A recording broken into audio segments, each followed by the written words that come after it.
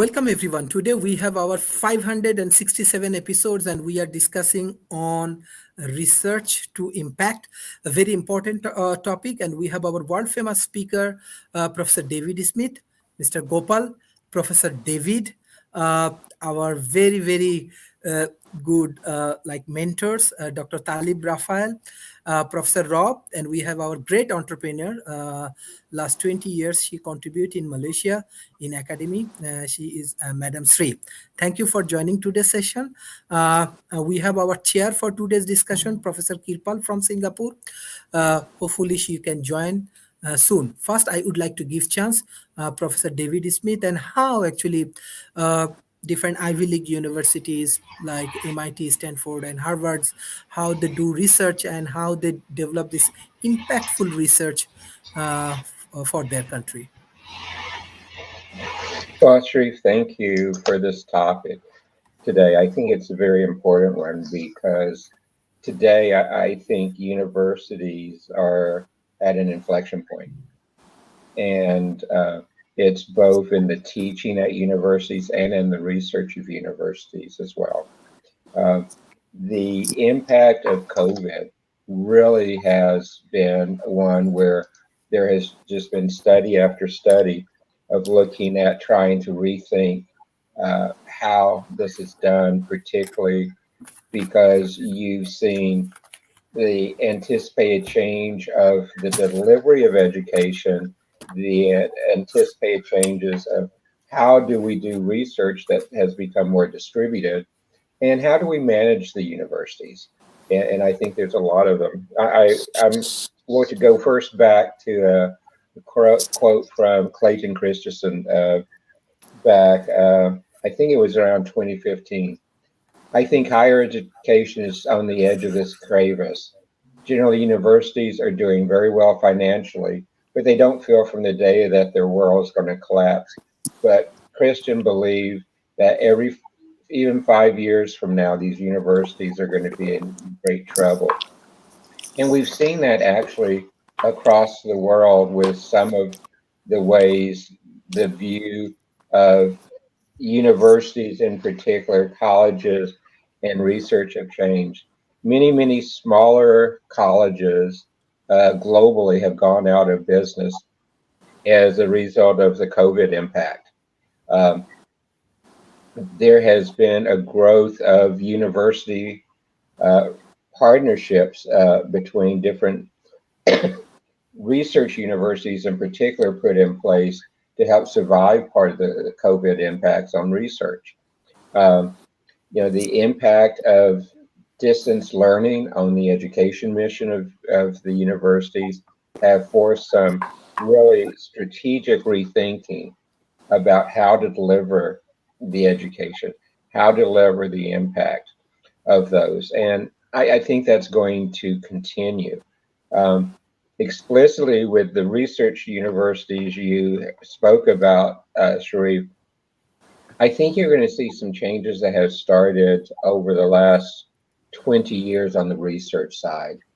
Uh, I always like to remind people if they go back and look at Nobel Prizes in science and math in those areas, very rarely is it one person, very rarely is it a team at one university, but more often those types of Nobel Prizes are multiple people distributed at multiple universities. And I think the data that helps provide is going to shape part of the research going forward, that it will be multi people at multiple institutions. Also, if I look at the commercial sector right now, there actually is a resurgence in many commercial corporations of the research labs that a decade ago, 15 years ago, have been scaled back or shuttered totally, and was pushing out more to the academic side. Uh, that is a trend I think is going to continue for a while, particularly as we see the impacts again of COVID. Uh, Pandemics are interesting things in that they force humans to break with the past and imagine the world in a new way. And this is not just COVID, but if you look back in history at pandemics before. And I think universities are beginning to understand that this pandemic will herald some disruptive change and structural reforms within many of them. And but however, universities have been the slowest to adapt to changes over the years. And universities are in a service business, really. Their purposes are to advance knowledge, to teach knowledge, and to do research. And that is one where we see the debate surrounding is whether students are products or customers. However you begin to see it, we're seeing this type of pandemic's impact really becoming, some people say, a tidal wave of disruption. And I think you're going to see that. Education, we know it. We've seen the change to distance learning. We've seen the dramatic growth of boot camps and other ways to deliver instruction. There's thousands of articles out on the internet now on whether a college degree is necessary anymore. And so you see that change. But research, university research, has a very critical role. It's just we need to look at the new models of how to fund it. We all know that the price of a college degree is going up. And if we see a diversity of education approaches, particularly outside of the research university, they're going to have to rely more and more on other sources of funds to be able to conduct research. And that is kind of, I think, where we are right now, Sharif, is that the universities have to deal with the pandemic impacts and the disruptions from the pandemic impacts. And it's a time where we hear about transformation in business. I personally believe it's time that we have a transformation in higher education. Thank you, Professor David Smith. We have our world famous speaker, Professor Rob. I want to give chance because I'm a big fan of your work. You work for all of the largest corporation in Silicon Valleys like IBM, Microsoft, and Dell and HP as a business analyst. So they are also contributing in like academy right now, that they also have a lot of training program. And yes, developing nations also can get benefit from there. But I love to learn more about their research because they have a lot of impact in the industry. So how they are doing these things. Well, Professor Rob. what David Smith pointed out, the pandemic did change a lot of things, and one of them is a realization that industry needed to get at the forefront of building skills early in order to have the employees they needed out the back end, and particularly given the diversity requirements that now exist in the United States, that's become a critical problem because the education system as it existed predominantly advanced white men through the process, at least the engineering process, and kept mostly women out of STEM courses, which are required to advance in engineering, whether it's software or hardware engineering. And that means you don't get, not only aren't they getting the quantity of employees they need to staff, they're not getting the quality of employees in terms of sexual mix into the workforce they need to meet the requirements they've set for themselves to increase diversity in the environment.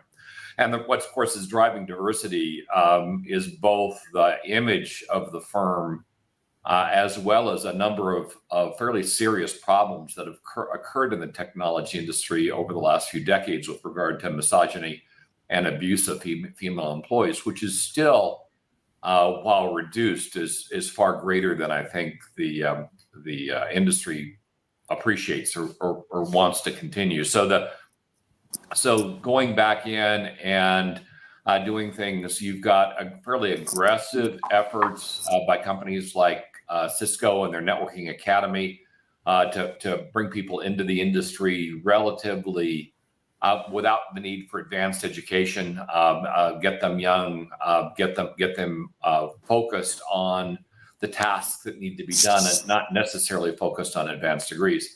And and IBM, for instance, has put in place programs to look at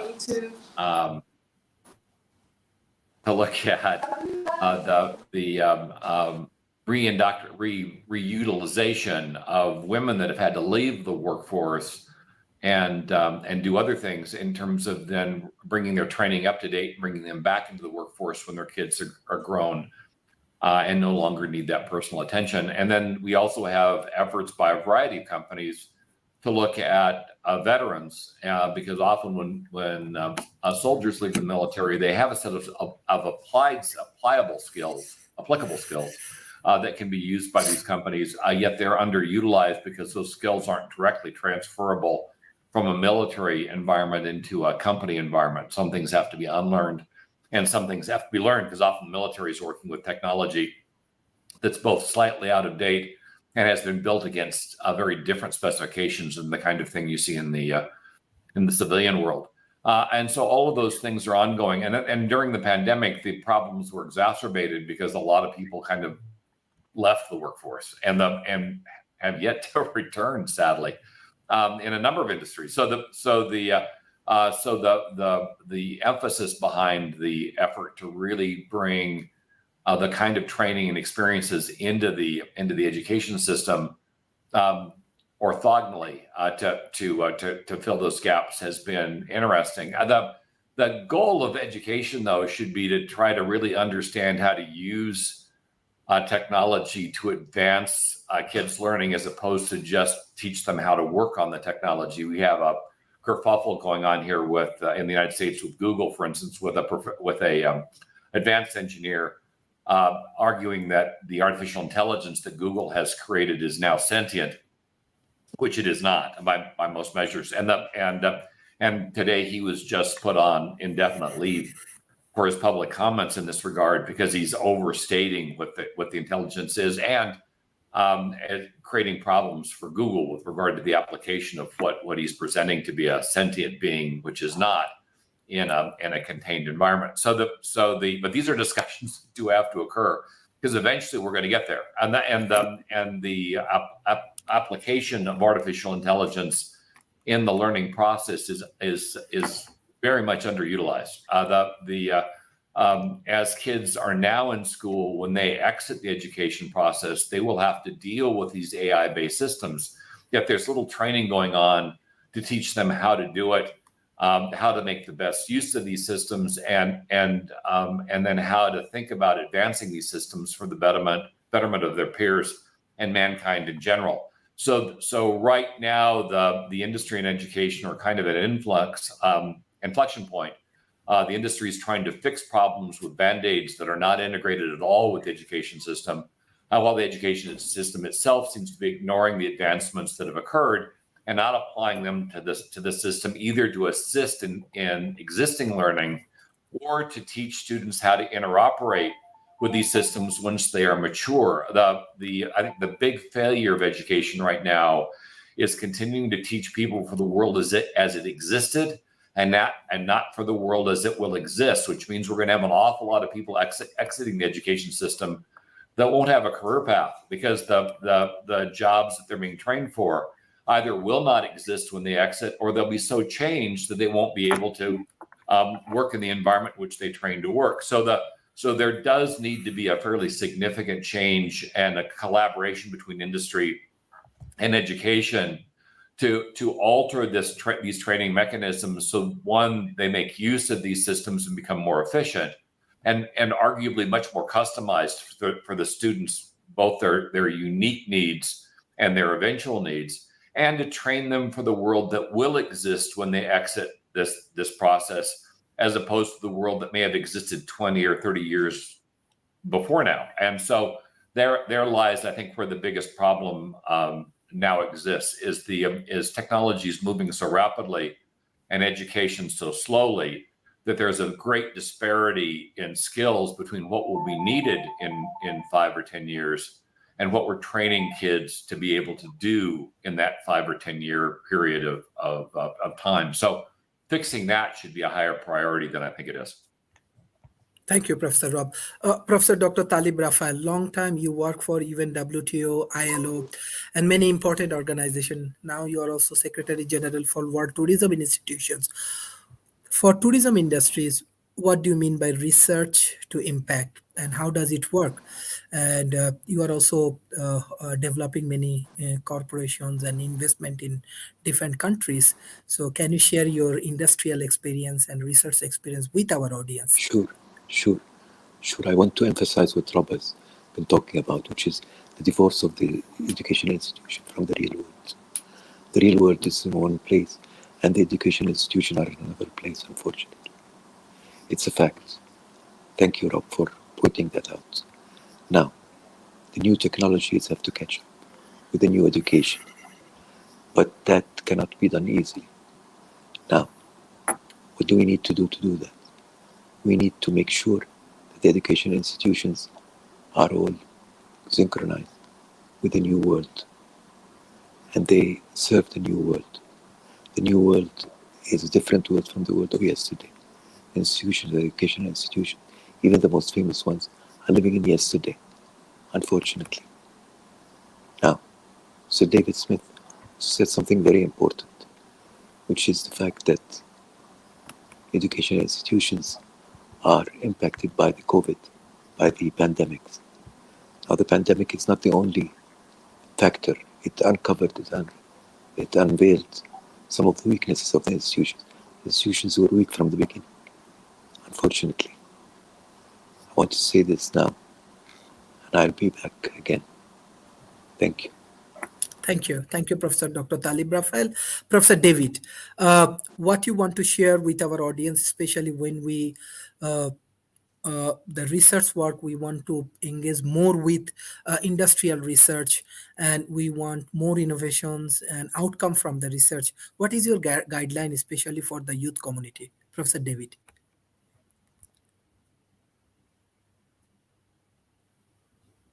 Professor David, can you hear me? Professor David Brighton. I think he has internet issues. I'm sorry about that. Madam Sri, you are a successful entrepreneur, and long time you are contributing in Malaysia. Sorry. Professor David, can you hear me? Sorry, I think internet issue. I'm sorry about that. First, I would like to give chance, Madam Sri. So, Madam Sri, you are a successful You in entrepreneur. little bits, but Sharif, you've disappeared from the screen. I don't know if other people have Professor lost you David. as well. Okay. Can you hear me now? Professor David, can you hear me? I don't know how other panelists. There, you're back. Yes. Can you hear me? We are like what you want to add for today's discussion, Madam Sri. I'm sorry. Yeah, Professor David, what you want to add for today's discussion? Um, just one moment. Am I being heard? I'm not sure. If somebody could give me a wave or something, if you were hearing me.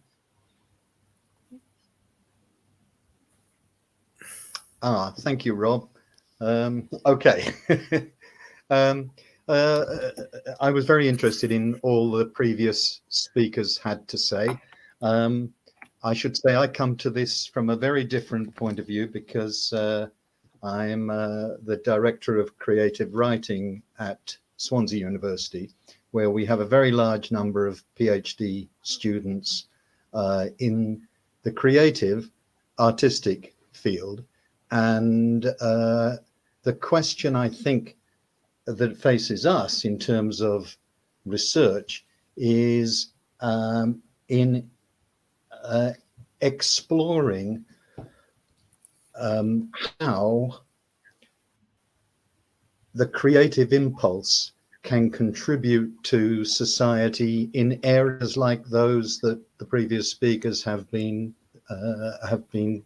talking about. The basic process of artistic research is one of observation, imagination and interpretation and presentation. And quite often the consumer sees nothing other than the presentation. They see the movie or the book or the piece of music. But of course, the research comes in the earlier two stages, that is to say, observation and interpretation and imagination. And I'm very interested in seeing how the business and technology world can harness that central stage, the imagination and interpretation stage of our process. And indeed, we are working in my own university between the creative sphere and our AI development, our technology development. I think this is really important.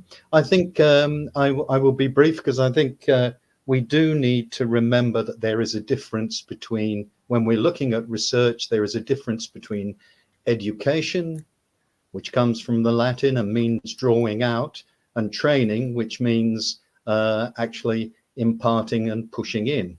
So I think we need to understand that there is that, if you like, dual focus, which universities are supposed to encompass. So very interested in anything that the other panelists have got to say about how we make that leap from the societal impact. Thank you, sir. Thank you, sir. Sorry, Madam Sri, I have to interrupt for your discussion. So you are an entrepreneur and you have a lot of contributions in Malaysia and especially grassroots level and different part of Malaysia. So what you want to share with our audience, especially your experience, how research and innovation can help the grassroots level communities in Malaysia or in Asia Pacific? What is your observation and how you want to share your experience with us last 20 years journey? Thank you, Sharif. I would like to say this for the start. I'm honored to be invited today. Okay, from Mr. David, I agree with you. The pandemic has forced people to think differently, and SB Reliance is one of the education organization in Malaysia, and at our side, we make use of this pandemic time to reach out to those people from grassroots level. Okay, because during pandemic, many are not able to be mobile. I mean, they don't go to work or anywhere. So that's when we started to expose them to learning and upskilling themselves. So we have trained around 3,000 over people during the pandemic period. And in the area of cybersecurity, drone technology, mobile app development, Unity game development, and the feedback that we receive from the participants are tremendous. So I also want to thank Mr. Rob for sharing with us that technology is moving rapidly, and education, the level of education which is being shared, okay, it is slowing down. And how are we going to bridge this gap? So we have actually tried this during the pandemic season. I mean, only 7 days exposure, 5 days training that has been given to people.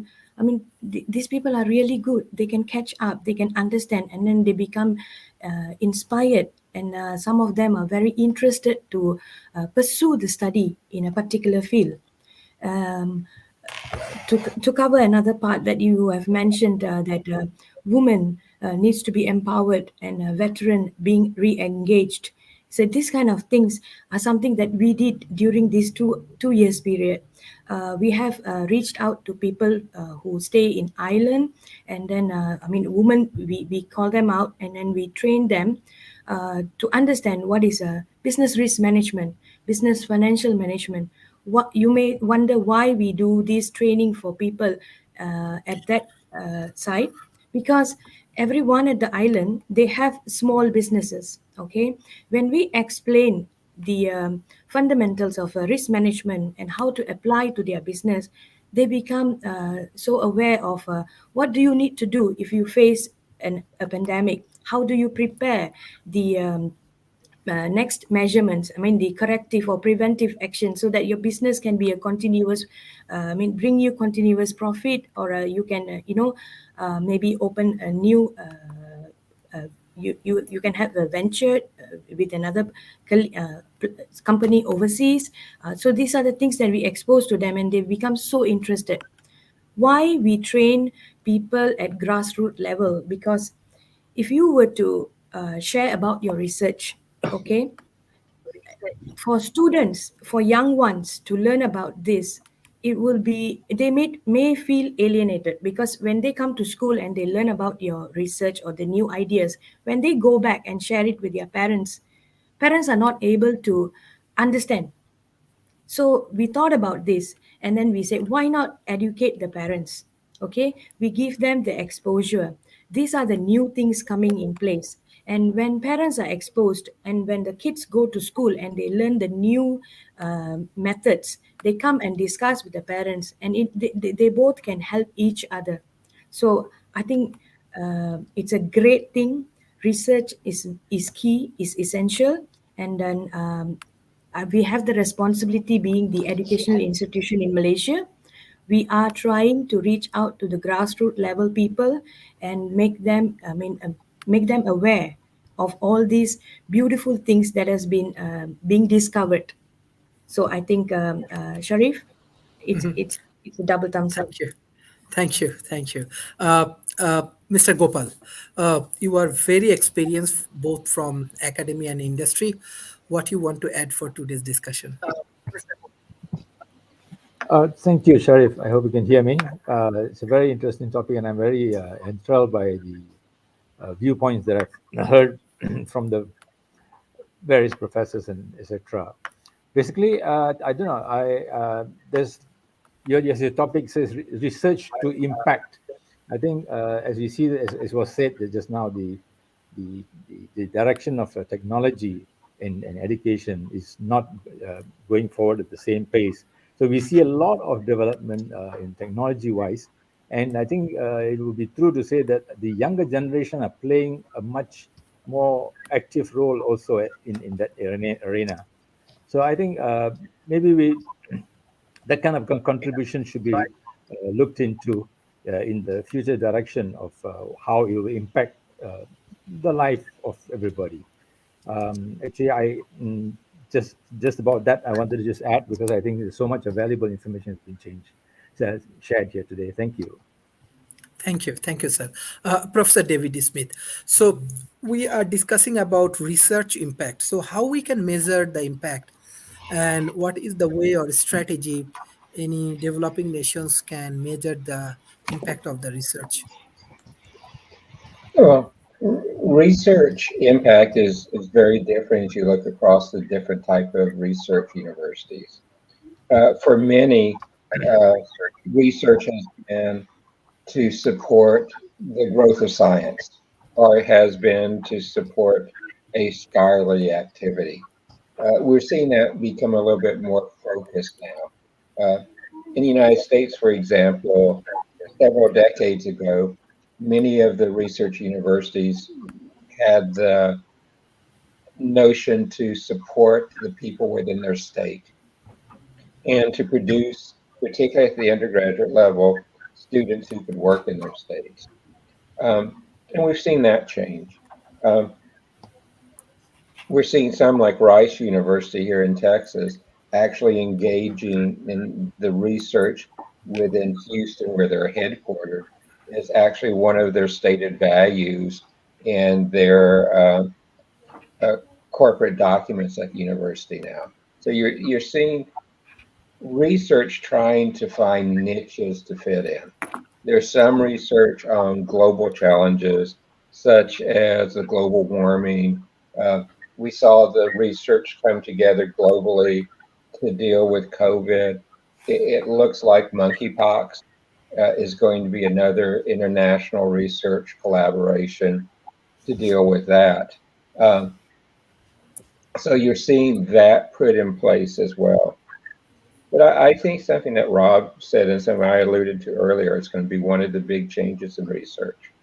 You're going to see increasing research, particularly globally, being done to solve hard problems in relationship with industry, in relationship with government. And you're going to see more of the cooperation between academia, between the commercial sector, and between the governments come together. Something that you've heard me use the phrase before called the technopolis. And I think this technopolis concept will become much more common in university research, particularly as you look at the last 2 years. The amount of funding for universities has decreased. The amount of tuition income for universities has decreased. You're going to see in the research area this technopolis concept being put together to make the research sustainable. And some of the old classic values of research are still necessary, but they're going to be really balanced on the other side by this transformation to value-based research that was spoken about earlier. So, Sharif, I think that's going to be some of the changes. Thank you. Professor Rob, want more explanation on industrial research, like how our academic can collaborate with Silicon Valley's largest corporations, and we can do research together from developing nations, and what type of benefit we can get from there. Well, research with cooperative research programs exist with most of the research-oriented universities here in the United States. Some companies are more aggressive in terms of their use of research organizations. Intel probably is the best known for a heavy reliance on educational-based research organizations that span institutions both on the East and West Coast. They have their own lab as well, but a great deal of the research is done with these other institutions. And they're the result of cooperative engagement that is incurred over decades and was likely put together through relationships between professors, students, as those students came into Intel and gained positions in their own research organization as either researchers or particularly as fellows. Fellows at Intel get a certain amount of say with regard to how the research is done and where it's done. These things are relatively difficult to build because they are relationship oriented and often result because there is a common interest between the research institution, the university, and the corporation that wants to do the research. So if they're looking into, as they are, advanced sensors and advanced use of artificial intelligence, they're likely going to collaborate with schools that have those competencies in place.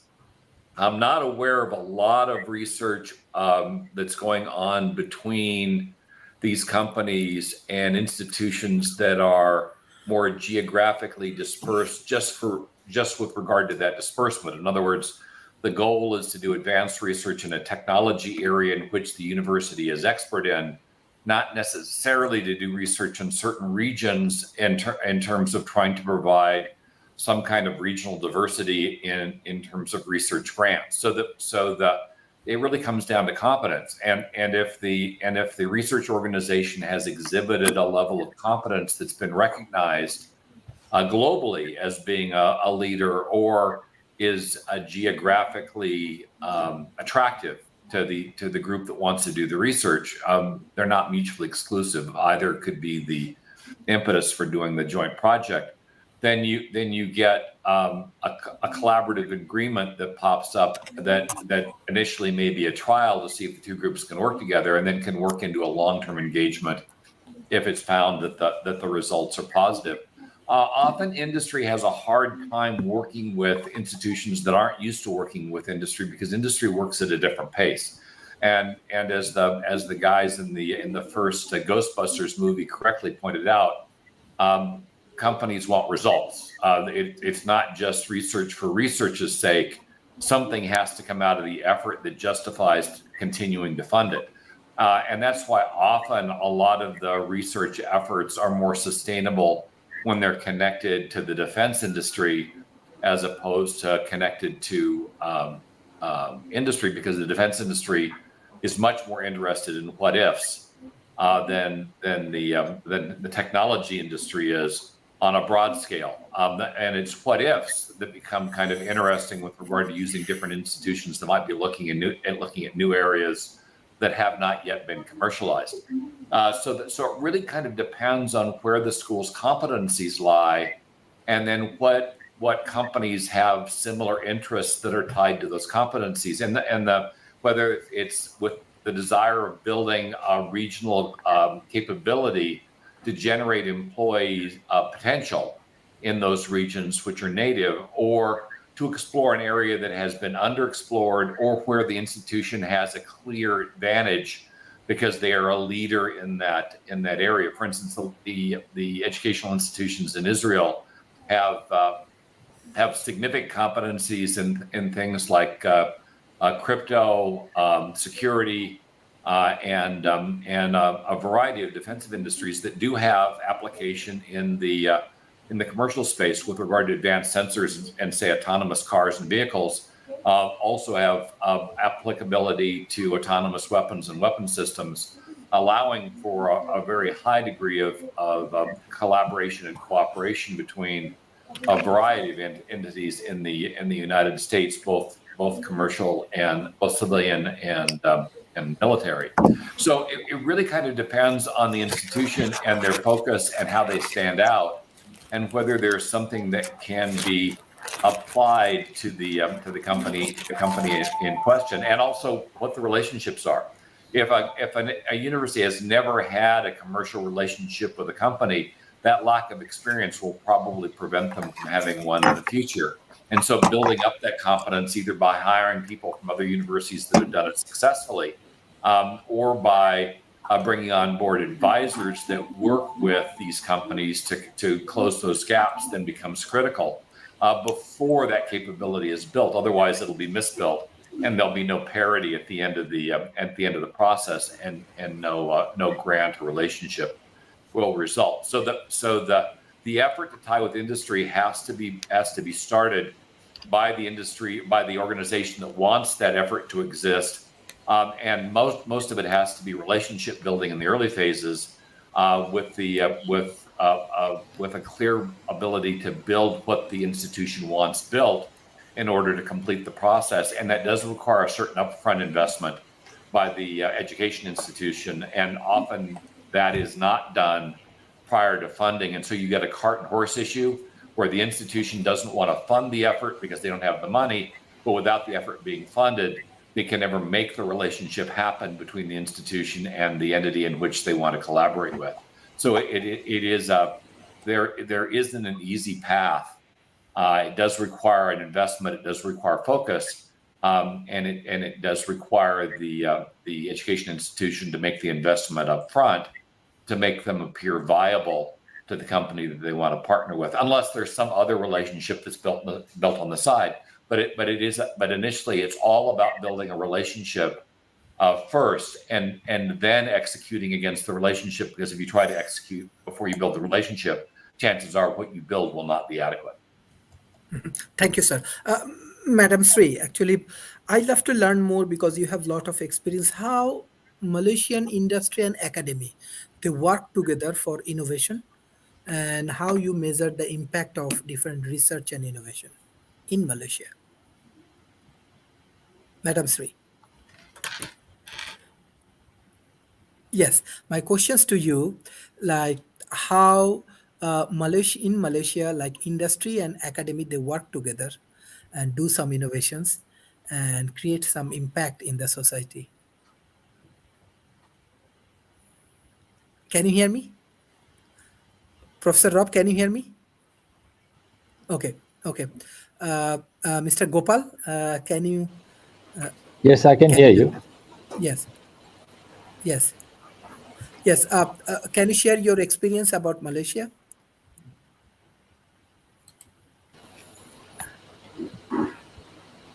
Mr. Gopal. Sorry, I'm not Okay, able to at the moment. okay, okay. So in that situation, Madam Sri, can you hear me? Okay, I'm sorry about that. Professor David Smith, can you hear me? Okay, thank you. I want to come back to you, like if you share more of your industrial experience with our Malaysian friends. Can you unmute, please?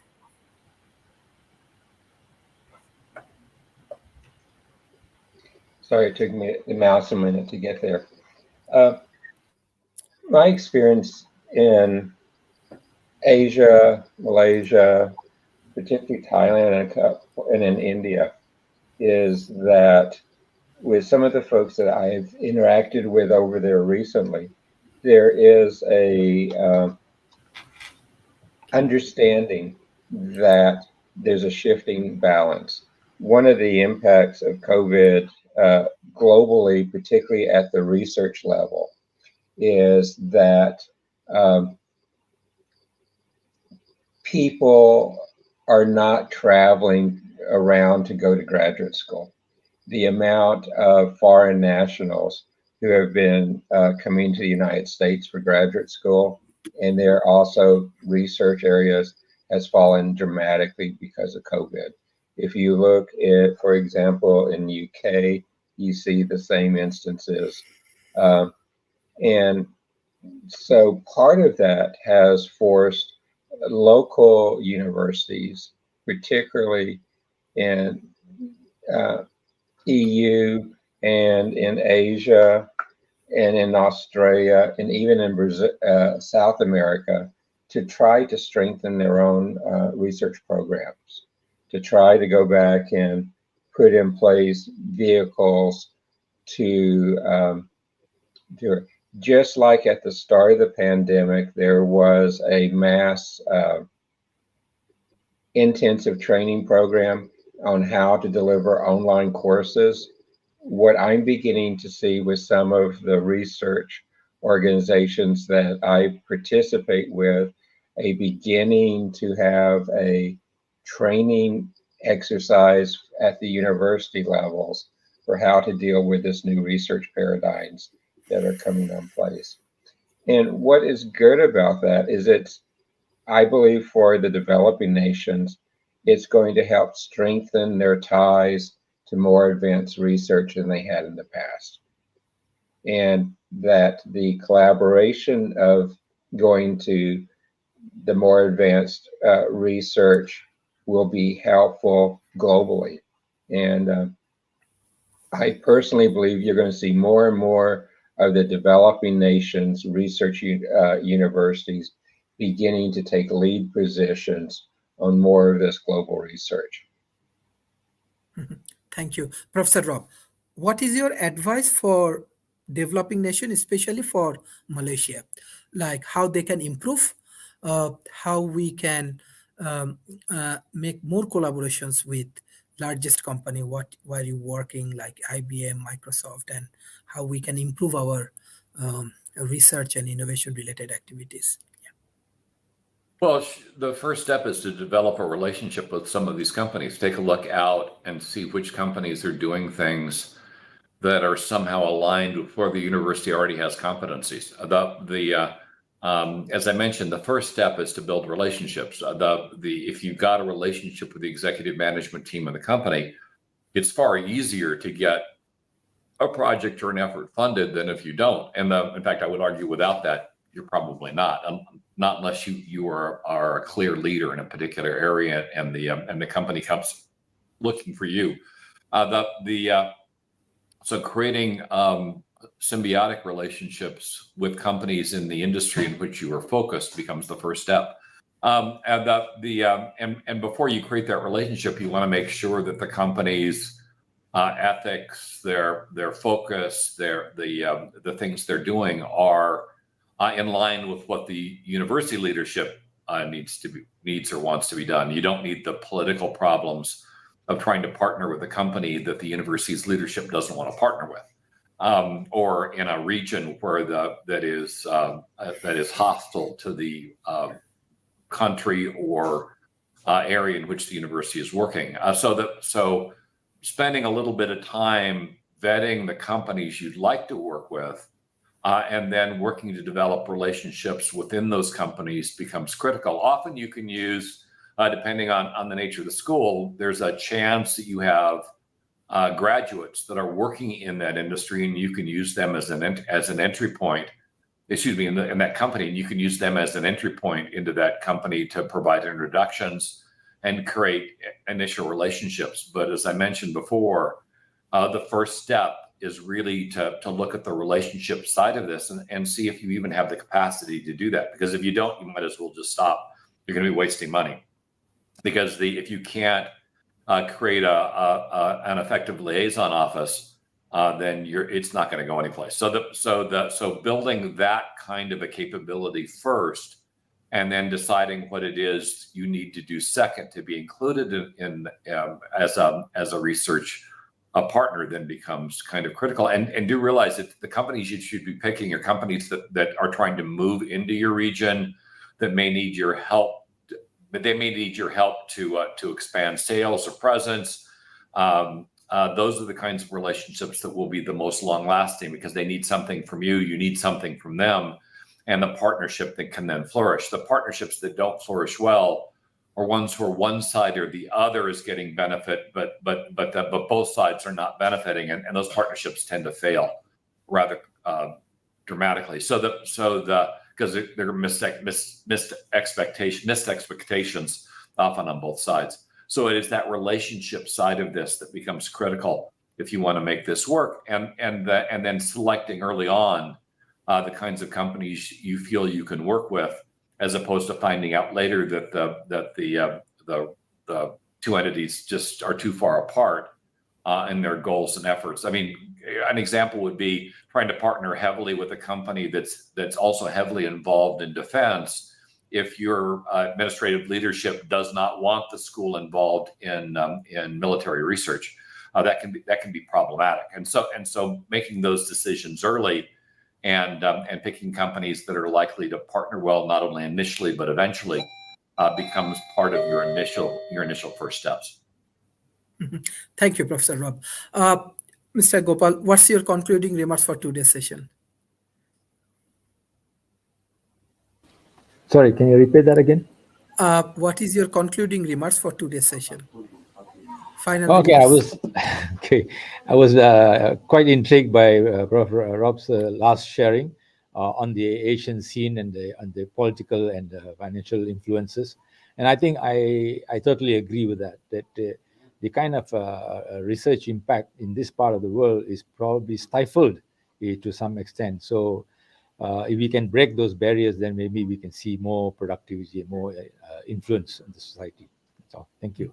Thank you, sir. Professor David Smith, what's your concluding remarks for today's session?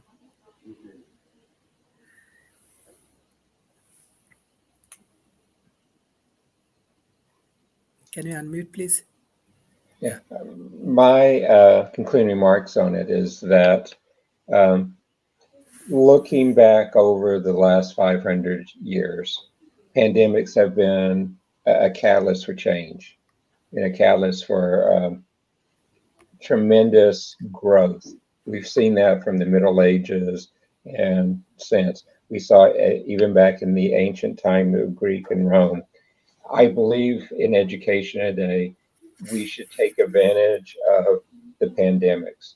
We should take advantage of the fact that we have ubiquitous connectivity and ubiquitous digitalization now to rethink what we want to do with higher education, with the teaching within the classroom, the research, and even the management of universities, and see how we can pull those together. And I personally believe that Technopolis approach is one of the future directions for research in our universities globally. So thank you. Thank you. Thank you, Professor. Professor Rob, what's your concluding remarks for today's session? Well, when you're trying to partner with anybody, you need to understand what their needs are first.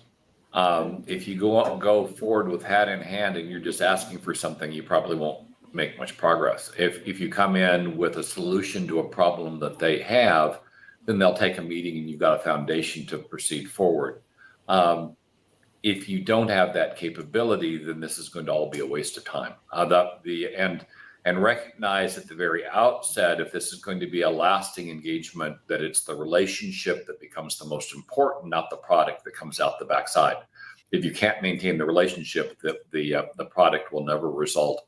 And if you have a relationship and the product doesn't result, at least there's a chance you can still sustain the relationship. So the most important part is really understanding what it will take to build a relationship. And for that, you need to understand what the other party needs and be able to provide some kind of a representation that you can provide it. A lot of schools that don't have these relationships do not have this capability, and building, if they want it, they need to build that capability, and that will probably mean they're going to need to hire somebody that has done this before for a different university, so that they can hit the ground running and don't have to learn can learn from the mistakes of others and don't have to learn from the mistakes they make themselves. But building up that capability initially, or bringing on board an advisor that has done this before, becomes the part of the critical path to making this successful. Mm-hmm. Thank you, Professor Rob, for your excellent advice. And I want to give thanks to all of our speakers for contributing for today's sessions. I just want to share that for research to impact, World Talent Economy Forums, we are heavily involved with research and innovations. And next year, March, we have a very, very big conference. Already we invite around 25,000 scientists from around the world. This is Nikola Tesla. Tesla actually innovate a lot of technologies, and we are uplifting their technology. And speakers like Professor Rob, Professor David Smith, and many, many famous scientists, speakers, they will join with us. We have very, very strong board.